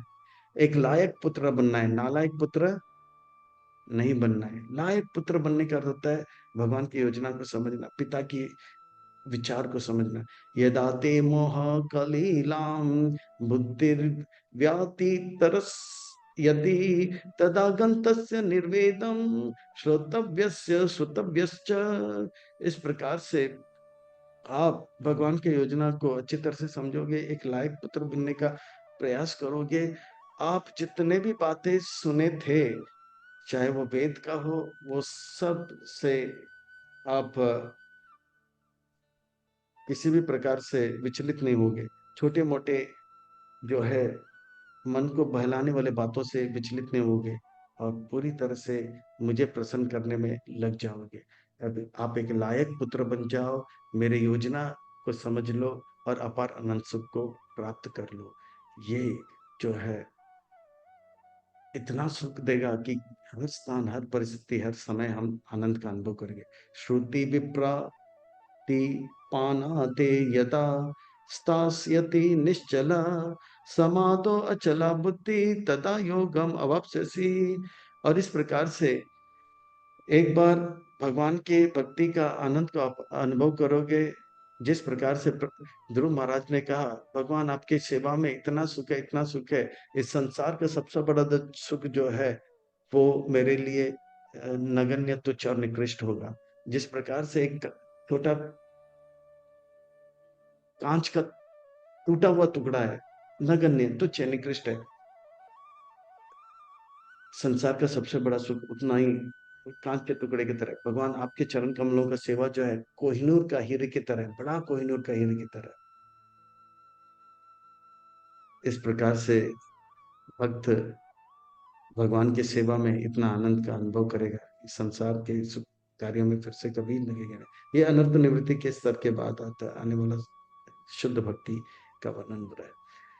हे कृष्ण, आपके भक्ति में इतना सुख है, निष्काम कर्म योग, आध्यात्मिक योग, जग कार्य में इतना सुख है। आपके जो भक्त हैं, शुद्ध भक्त हैं, उनके लक्षण मुझे बताओ, वो कैसे? स्थितप्रज्ञस्य क्या भाषा, अर्जुन वाच स्थितप्रज्ञस्य क्या भाषा समाधि स्था अस्य केशव स्थितधि किम प्रभासेत किम आसित व्रजेत किम। कृपा करके मुझे बताओ उनके लक्षण क्या होते हैं, वो कैसे बोलते हैं, वो कैसे बैठते हैं और कैसे चलते हैं। यानी कि इसके लक्षण क्या है? हाँ, का भाषा यानी कि लक्षण क्या है, वो बताओ। तो इसके अर्थ अभी भगवान शुरू कर, श्री भगवान वाच, जो मेरे शुद्ध भक्त बन जाते हैं उनके लक्षण कहते हैं। प्रजाहति श्री भगवान वाचार्थ का अर्थ है कि बड़े ध्यान से सुनना चाहिए, यहाँ वहाँ की बातें त्याग करके कमर कस के बैठ जाना चाहिए, पीठ को सीधा करके बैठ जाना है, बल्कि कुछ महत्वपूर्ण बातें बताया जा रहा है। प्रजाहति यदा कामं सर्वान् पार्थ मनोगतम आत्मानि एवात्मना तुष्ट स्थित प्रज्ञ तदोच्यते। उस व्यक्ति को स्थित प्रज्ञ उसके लक्षण होते हैं कि वो जो है भगवान के सेवा को छोड़कर कोई और माया का सेवा कभी नहीं करता है। उनके हृदय में प्रजाति यथा कामान, भगवान की योजनाओं को छोड़कर जो भी भगवान की सेवा को छोड़कर जो भी कामना आते हैं उस कामना को त्याग देता है। सवर्णन प्रथम मनोगाथान, उसके मन में केवल भगवान के प्रसन्न करने की इच्छा रहते हैं। प्रजाति यथा काम, सारी कामनाओं को त्याग करके केवल एक ही कामना रखते हैं, मैं भगवान का एक लायक पुत्र बनना चाहता हूँ, एक अच्छा भक्त बनना चाहता हूँ, नालायक बेटा नहीं बनना चाहता हूँ, बस। सिद्ध प्रज्ञ का भाषा। अब दूसरा प्रश्न का उत्तर, वो कैसे बातें करता है, यानी कि जब इंद्रदीप्ति कोई उसे जो है विचलित करने का प्रयास करता है तो वो कैसे व्यवहार करता है। तो कहते हैं दुखेशु अनुद्विग्न मना सुखेशु विगत स्पृहा वीतराग भय क्रोध स्थिर धीर मुनि उच्चते। वो व्यक्ति जो है परिस्थिति जो है विपरीत हो या परिस्थिति अनुकूल हो, उससे वो विचलित नहीं होता है। उन्हें महल में रखो तो भी वो हरे कृष्णा, वो उन्हें महल से निकलो तो भी हरे कृष्णा। जैसे पांडवों के बारे में, पांडवों को कभी जो है वन में रखा गया, कभी महल में रखा, तो वो हर जगह पे प्रसन्न थे, क्योंकि वो भगवान के भक्ति में लगे हुए थे। सुख का अर्थ होता है संपत्ति होना, और दुख का अर्थ होता है संपत्ति विहीन रहना। चाहे कोई भी परिस्थिति हो, वो एक ही कार्य करेगा, क्या बोलेगा, जो भी होता है मेरे अच्छे के लिए भगवान, भगवान मेरे अच्छे के लिए करते हैं। चाहे उनको कारागार में रखा जाए या उनको पुरस्कार दिया जाए, तो सुखेशु दुखेशु अनुद्विग्न, उनका मन विचलित नहीं होता है। अरे दुख मेरे साथ इतना ऐसा क्यों हुआ, मेरे साथ ऐसा क्यों हुआ, वो जानता है मैं कारागार में डाला तो बहुत अच्छा हुआ, अगर कारागार में नहीं होता तो संसार में नहीं होता। या सर्व अर्थानाभिस्नेह तत्त प्राप्य शुभ अशुभम न विनंदन्ति न देशति तस्य प्रज्ञा प्रतिष्ठिता।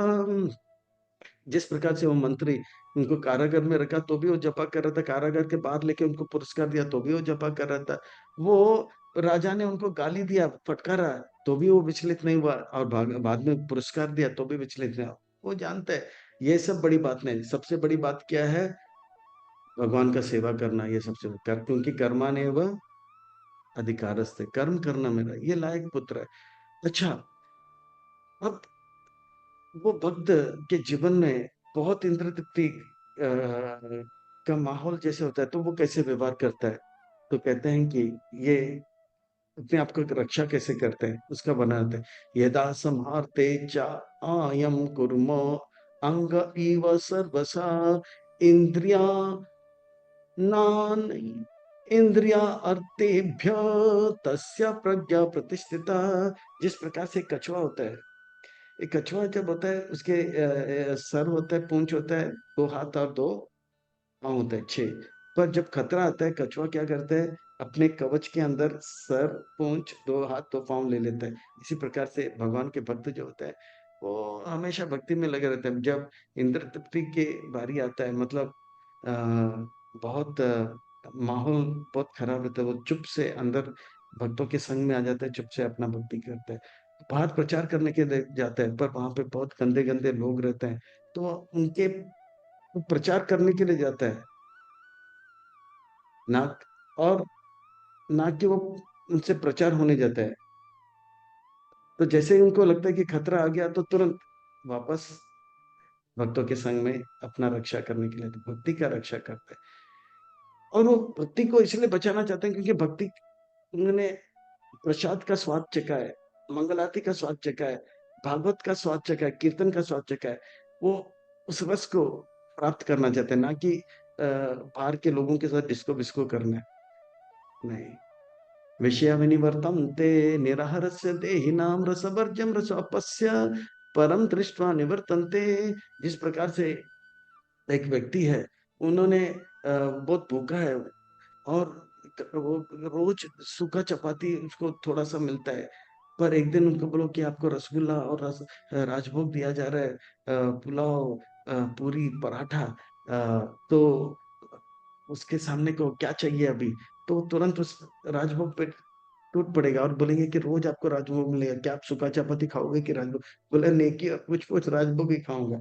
तो इसी प्रकार से भगवान के भक्त भगवान की सेवा में इतना आनंद प्राप्त करते हैं कि वो भौतिक संसार के चमक दमक में कभी प्रभावित नहीं होते। वो जानते हैं चमक दमक तो है, आज तो मैंने बहुत रसगुल्ला खाया, कल डायबिटीज आ जाएगा। आज तो मैं बहुत पकौड़ा खाया, कल अल्सर आ जाएगा।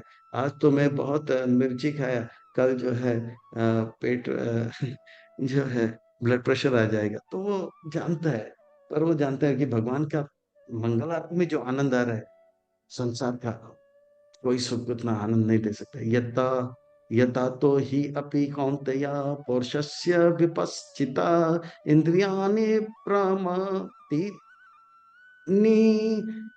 हरन्ति वृषभमनः। वो जानता है ये भौतिक संसार में जो है चमक दमक बहुत है, और थोड़ा सा भी हम अविचलित हो जाएंगे तो मन उसमें लग जाएगा। तो वो भक्ति का उसको वो त्यागना नहीं चाहता है। मन अभी भगवान में लग गया तो वो क्या करता है, जैसे एक शिकारी होता है, जंगल में शिकार पकड़ लेता है ना, जाल में लाता है, तो सावधानी के साथ लेके जाता है उसको। मतलब थोड़ा भी असावधानी होगा, है ना, नजर हटी तो दुर्घटना घटी। तो वो थोड़ा से भी असावधान हो जाता है तो वो उनके जो शिकारी निकल जाएंगे। तो इसीलिए सावधान, इसी प्रकार से साधक जानता है अब मेरा मन जो है साधना के बस में आ गया है, और थोड़ा सा भी मैं असावधानी करूंगा तो मन फिर से बेकाबू हो जाएगा। तो इसलिए वो रोज मंगल आरती का आनंद लेना चाहता है, ना कि बाहर डिस्को विस्को का आनंद लेता है। वैसे भी उसको डिस्को विस्को में जितना सुख है उससे ज्यादा सुख मंगल आरती में आता है। और बोलता है कि अब जो भगवान में मन लगा है इसे मैं संभाल के रखूंगा, थोड़ा भी विचलित होने नहीं दूंगा। नातानि सर्वाणि संयाम्य युक्त अस्तित मत परा वसे ही यश इंद्रिया इंद्रियाणि तस्य प्रज्ञा प्रतिष्ठिता। इस प्रकार से वो अपने मन को और इंद्रियों को पूरा काबू में रखता है और अपने बुद्धि को भगवान की सेवा में लगाते रहता है बहुत चालाकी के साथ। वो जिस प्रकार से वो शिकारी शिकारी शिकार को लेके जाता है, वैसे तो वो जानता है थोड़ा सा भी अब विचलित हो गया तो मन फिर से बेकाबू हो जाएगा। दायतो विषयान् पुंसा संगास्तेषु उपजायते संजात संजायते कामा कामात् क्रोध अभिजायते। वो जानता है ये ये संगास्तेषु उपजायते दायतो विषयान् पुंसा। थोड़ा सा भी मन जो है गलत चीज में लग गया तो एक बार लग गया तो उसी के बारे में चिंता करेगा, और उसके बाद चिंता करने के बाद उसका काम बोलेगा वो मुझे चाहिए चाहिए। अगर वो मिल गया तो और चाहिए, अगर नहीं मिला तो क्रोध उत्पन्न होगा। जैसे एक अच्छा घर का लड़का मान लो, वो कॉलेज में जा रहा है, तो पहली बार कॉलेज में गया, एक सुंदर लड़की आ गया, तो रोज सुंदर लड़की के बारे में सोचता है, दाय तो विषयान पुंसा हो जाता है। फिर मन ही मन उसका संग करता है, संगास्तेषु उपजायते। फिर बाद में बोलता है वो मेरी है वो मेरी है वो मेरी है। फिर वो जो है फरवरी 14 तारीख को रोज लेकर जाता है, तभी फरवरी 14 तारीख को वो उनको एक जो है वेडिंग कार्ड भी देता है, भैया आज आप मेरे जो है शादी में जरूर आइए। तो उसको गुस्सा आएगा, मेरी नहीं तो किसी की नहीं। तो इस प्रकार से बहुत सारे पिक्चर निकलते हैं और वो पागल हो जाता है। वो भूल जाता है कि वो एक अच्छा घर का लड़का था। क्रोधात् भवति सम्मोह सम्मोह स्मृति विभ्रम विभ्रम से विभ्रम स्मृति भ्रम सद बुद्धिनाशो बुद्धिनाश प्रणश्यति। वो भूल जाता है, क्रोध में आ जाता है, वो भूल जाता है कि मैं एक अच्छा घर का लड़का हूँ, अभी तक मेरा कोई बैड रिकॉर्ड नहीं। और इतना क्रोध में आ जाता है कि वो भूल जाता है। अभी वो बोलता है कि मैं वो मेरी नहीं होगी तो किसी की नहीं होगी, उसके सुहाग रात में उसके पति को मारूंगा, उसको मारूंगा और मैं खुद को भी मारूंगा। वो सम्मोहात् स्मृति विभ्रमा, वो भूल जाता है कि मैं अच्छे घर का अच्छा लड़का हूँ। और स्मृति भ्रंशात बुद्धि नाशात, अभी वो मारने मिटने में लग जाता है और एक दिन वो खून कर देता है और जेल में बुद्धि नाशात प्रणश्यति। यही आजकल के टपोरी लोगों का हाल हो जाता है। तो ये भगवान के जो भक्त होते हैं वो जानते हैं, मन ये जो है, मैंने अभी जो भक्ति का आस्वादन किया है, वो भक्ति में मन लग गया है, वो मैं बहुत सावधानी के साथ रहूँगा, भक्तों के संग में रहूँगा और अ अ अभक्तों के द्वारा प्रभावित होने नहीं दूँगा। रागद्वेष विमुक्तेषु विषयानिन्द्रियश्चरान् आत्मविषयर्विधेयात्मा प्रसादन् अधिगच्छति। इस प्रकार से मन को चंगा करते जाते हैं, चंगा करते जाते हैं और इस संसार के प्रति जो है आकर्षण और इस संसार के प्रति जो है अ अ, के प्रति क्रोध है, वो सबसे दूर रहते हैं। उनको केवल भगवान अच्छा लगता है और हाँ, अपनी सारी इंद्रियों से भगवान की सेवा में लग जाता है। और ऐसे करते-करते भगवान का भक्तों का कृपा प्राप्त करता है और जितना भगवान का कृपा प्राप्त करता है, उतना मन का शांति प्राप्त करता है और जितना मन का शांति प्राप्त करता है, उतना ज़्यादा सुख को प्राप्त करता है। प्रसादे सर्व दुःखानां हानिरस्योपवा जायते प्रसन्नचेतो हि आसु बुद्धिर्पर्यवतिष्ठते। प्रसादे सर्व दुःखानां, जब कृपा मिल जाता है, प्रसाद यानी कि कृपा मिलता है, सारे दुःख से मुक्त हो जाते हैं और इस प्रकार से उनका चित्त प्रसन्न हो जाता है और बुद्धि जो है अ, उनका बुद्धि जो है आध्यात्मिक कार्य में और लग जाता है। जिस प्रकार से प्रभुपाद जी ने जब अमेरिका गए थे, हिप्पियों को हैप्पी बनाए, रूसियों को ऋषि बनाए, चीनियों को मुनिया, जापानीज़ को जपा में लगे, तुर्कियों को सुक्की में। हिप्पी लोग ड्रग्स में लगे थे, पर प्रभुपाद जी ने उनको प्रसाद खिलाया और हरिनाम दिया, तो उनको प्रसाद और हरिनाम में इतना आनंद आया जितना ड्रग्स में नहीं मिला। ड्रग्स छूट गए और भगवान में लगते गए और इस प्रकार से वो लोग इतना अच्छा भक्ति किया, फिर वापस ड्रग्स में गए नहीं। वो जब थोड़ा-सा फिर से पुरानी संगति में जाएँगे तो मन फिर से उसमें जाएगा। तो संभल-संभल के आज सारे दुखों से मुक्त होकर संत बन के, महात्मा बन के घूम रहे हैं। नास्ति बुद्धिरयुक्तस्य ना चायुक्तस्य भावना, ना चाभावयता शांतिर् असंतस्य कुतः सुखम्। और जो व्यक्ति भगवान में जिसका मन नहीं लगता है, वो भगवान की योजना को नहीं समझ सकता है, भगवान के साथ अपना संबंध नहीं बना सकता है, वो जो है शांति को कभी प्राप्त नहीं कर सकता है। और जो व्यक्ति शांति को नहीं प्राप्त करेगा, कब सुख प्राप्त करेगा? वो सुख तो बहुत दूर की बात है। इंद्रियाँ ही इंद्रियाणां अभी इंद्रियाणां हि चरान्तं यन्मानो अनुविद्यते तदस्य हरति प्रज्ञं वायुर्नावम् इव अम्बसी। और इस प्रकार से जो है वो अपने आप को सँभाल के रखता है। अपने मन को भगवान की सेवा में लगाता है, अपने आप को बचा के रखता है। शुद्ध भक्ति में अपने आप को लगाता है, अनर्थ निवृत्ति से पार होता रहता है। वो जानता है जिस प्रकार से एक नौका पानी में रहता है ना, हाँ, पानी में रहता है, थोड़ा-सा हवा आने पे वो अलग-अलग दिशा में जा सकता है, पर वो बहुत सँभल के चाहे हवा कितना भी आए, अपने अपने जो गंतव्य है, जो दिशा है, उत्तर की तरफ जाना है तो उत्तर की तरफ जाएगा।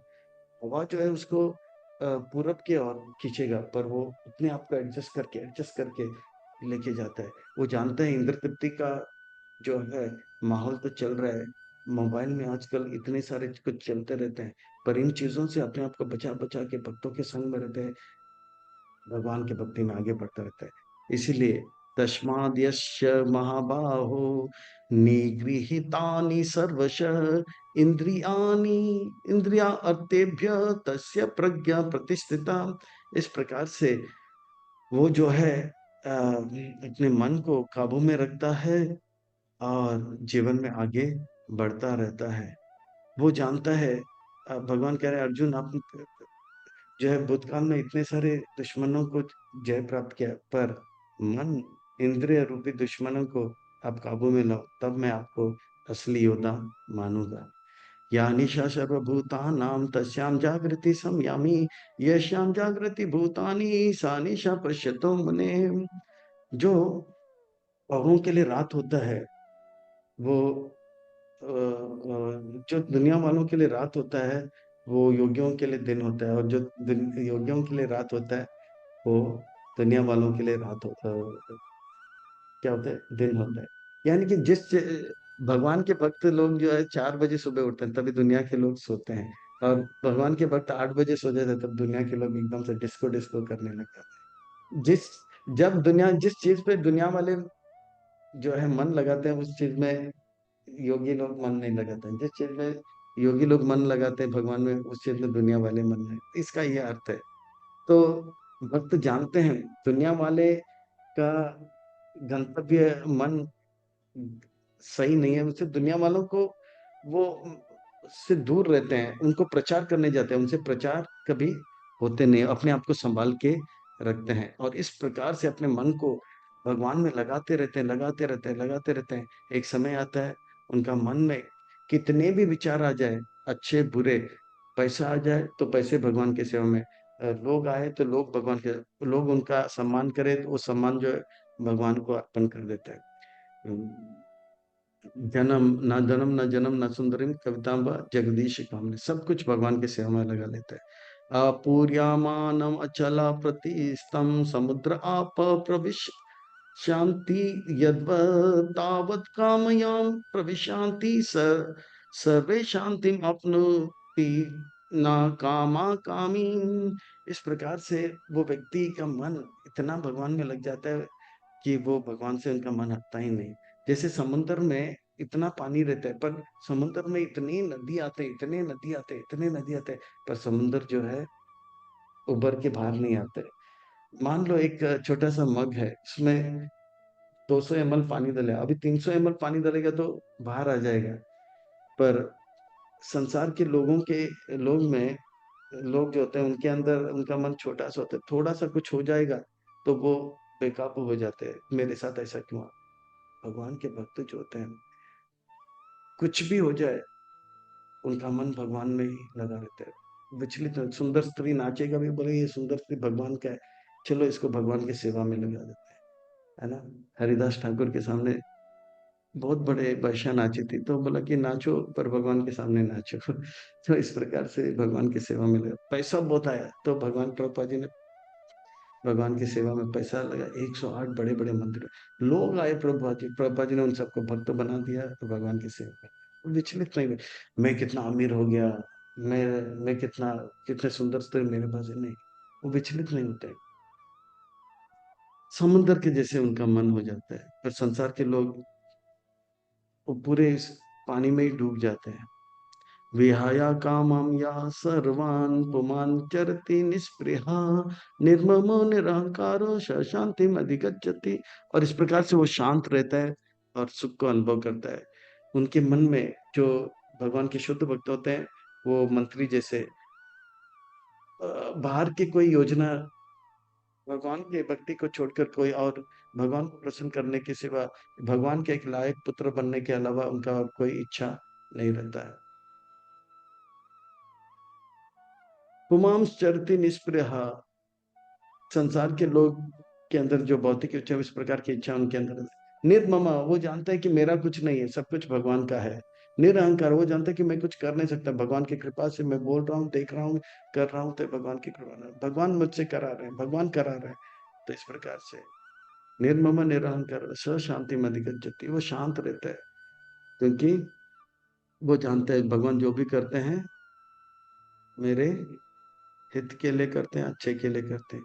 ऐशा ब्राह्मी स्थित पात नैनम प्राप्य भी मुह्यति स्थित्वास्यम अंत काले भी ब्रह्म निर्वाणम रिच्छति। इस प्रकार से वो जीते जी परम सुख को अनुभव करेगा। अंत काल में देह त्यागने के बाद भगवान के धाम निर्वाण, ब्रह्म निर्वाण रिच्छति, भगवान के धाम को प्राप्त करेगा। इस प्रकार से जो भगवान के जो शुद्ध भक्त होते हैं, स्थित प्रज्ञ, है ना, स्थित पार्थ नयम नयनम प्राप्य विमोहति, वो कभी विचलित नहीं होता है, अपने आप को बचा के रखता है, अभक्तों से बचा के रखता है, भक्त अभक्तों को प्रचार करता है, उनके द्वारा प्रचारित नहीं होता है। और स्थित वास अयम, भगवान में ही अपने मन को लगता है, जीते जी सुखी रहता है। अंत काल में वो देह त्यागने के बाद भगवान ब्रह्म निर्वाण रुच्यते, भगवान के धाम के अधिकारी भगवान के धाम को प्राप्त कर लेता है। यह है मेरे शुद्ध भक्त, यह है मेरे लायक पुत्र। इसीलिए अर्जुन, आप छोटे से सुख के लिए या धर्म अधर्म के चक्कर से निकलो, पाप पुण्य के चक्कर से निकलो, आप भक्ति आध्यात्मिक कार्य में लग जाओ और अपार सुख को प्राप्त करो। तो ये अपार सुख प्राप्त भगवान हमको देना चाहते हैं, और ये अपार सुख प्राप्त करने के लिए भगवान का योजना को समझना पड़ता है। क्योंकि पिता का एक योजना है, और वो योजना इसलिए कि बेटे को जो है सुख प्राप्त हो। तो भगवान के पास एक बड़ा योजना है जिससे कि हम परम सुख को प्राप्त करो। तो भगवान की योजना को समझना है कि भगवान का योजना जो है हमें परम सुख लाने के लिए, छोटे मोटा सुख नहीं, दुख सुख नहीं, अपार सुख देना चाहते हैं। यह है भगवान का योजना। और ये योजना जानने के लिए हमें गुरु के पास जाना होगा, और ये योजना को और अच्छी तरह से के अपने जीवन में उतारने के लिए भगवान का नाम उच्चारण करना होगा। हरे कृष्ण कृष्ण कृष्ण हरे हरे, हरे राम राम राम हरे हरे, हरे कृष्णा। तो अब से लेके शरीर छूटने तक हमें भगवान की योजना समझने के लिए गुरु धारण करना है। गुरु धारण करने से पहले भी भगवान का नाम लेना है, भक्ति आरंभ करना है। तो ये नाम जो है हमें भगवान के धाम तक लेकर जाएगा। इसलिए हम गुरु धारण करें और भगवान का नाम ले और अपने जीवन को सार्थक करें। हरे कृष्ण। तो इन शब्दों के साथ वाणी को विराम। खूब खूब धन्यवाद एवं साधुवाद। हरे कृष्ण।